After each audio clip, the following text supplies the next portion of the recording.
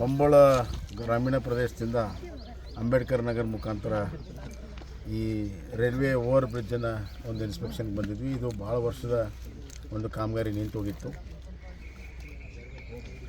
ನಾವು ಸುಮಾರು 3 ತಿಂಗಳ ಹಿಂದೆ ಹುಬ್ಬಳ್ಳಿಯ ಝೋನಲ್ ಆಫೀಸ್ನಲ್ಲಿ ಹಿರಿಯ ಅಧಿಕಾರಿಗಳ ಜೊತೆಗೆ ಚರ್ಚೆ ಮಾಡಿದಾಗ ಇದನ್ನು ಕೂಡಲೇ ಪ್ರಾರಂಭ ಮಾಡ್ತೀವಿ ಅಂತ ಹೇಳಿದರು. ಆ ಪ್ರಕಾರ ಕ್ರಮ ತೆಗೆದುಕೊಂಡಿದ್ದಾರೆ.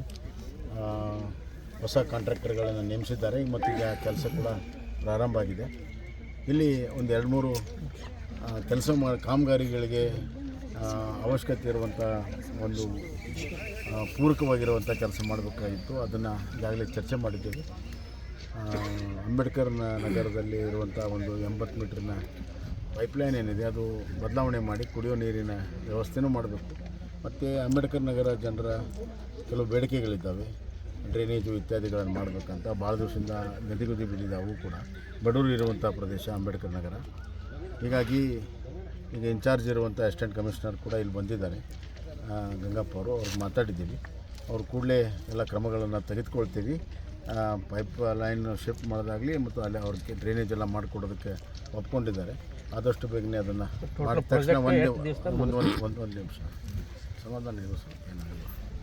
ಇದು ಪೂರ್ತಿ ಆದ ತಕ್ಷಣ 2 ಕಡೆಯಿಂದ ಸೈಮಲ್ಟೇನಿಯಸ್ಲಿ ಕೆಲಸ ಆಗುತ್ತೆ.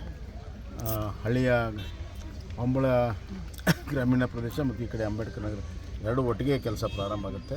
ಮತ್ತು ಮಧ್ಯದಲ್ಲಿ ಏನೊಂದು ಸ್ಟೀಲ್ ಬ್ರಿಡ್ಜ್ ಬರ್ತದೆ ರೈಲ್ವೆ ಲೈನ್ ಮೇಲೆ, ಸುಮಾರು 42 ಮೀಟರಿನ ಬಿಡ್ತಿರುವಂಥ ಸ್ಟೀಲ್ ಬ್ರಿಡ್ಜ್ ಬರ್ತದೆ. ಅದನ್ನು ಕೂಡ ಇನ್ನೊಂದು 15 ದಿವಸದಲ್ಲಿ ಅದನ್ನು ಫ್ಯಾಬ್ರಿಕೇಟ್ ಮಾಡಿ ಬಂದಮೇಲೆ ಇಲ್ಲಿ ಮತ್ತೆ ಅದನ್ನು ಜೋಡಿಸ್ಬೇಕಾಗುತ್ತೆ. ಜೋಡಿಸಿ ಎಲ್ಲ ಸೇರಿ ಮಾಡಿ ಒಟ್ಟು ಒಂದು 6 ತಿಂಗಳಲ್ಲಿ ಇದನ್ನು ಪೂರ್ಣ ಮಾಡಿಕೊಡ್ತೀವಿ ಅಂತ ಅಧಿಕಾರಿಗಳಿಗಾಗಲೇ ಹೇಳಿದ್ದಾರೆ. ಇದನ್ನು ನಿರಂತರವಾಗಿ ನಾನು ಕೂಡ ಫಾಲೋಅಪ್ ಮಾಡ್ತೇನೆ. ಹಿರಿಯ ಅಧಿಕಾರಿಗಳು ಭಾಳ ಆಸಕ್ತಿ ತೊಗೊಂಡಿದ್ದಾರೆ. ನಾನು ರೈಲ್ವೆ ಇಲಾಖೆಗೆ ಧನ್ಯವಾದಗಳನ್ನು ಹೇಳ್ತೀನಿ. ಕೂಡಲೇ ಇದನ್ನು ಮಾಡಬೇಕು. ಭಾಳ ನೆದೆಗುದಿ ಬಿದ್ದಿದ್ದು, ಇನ್ನು ಹೆಚ್ಚಿಗೆ ಸಮಯ ಕಳೆಯೋದು ಬೇಡ ಅಂತ. ಮತ್ತು ಎಲ್ಲ ಜನರ ಸಹಕಾರವನ್ನು ಕೂಡ ನಾವು ಕೊಡ್ತೇವೆ.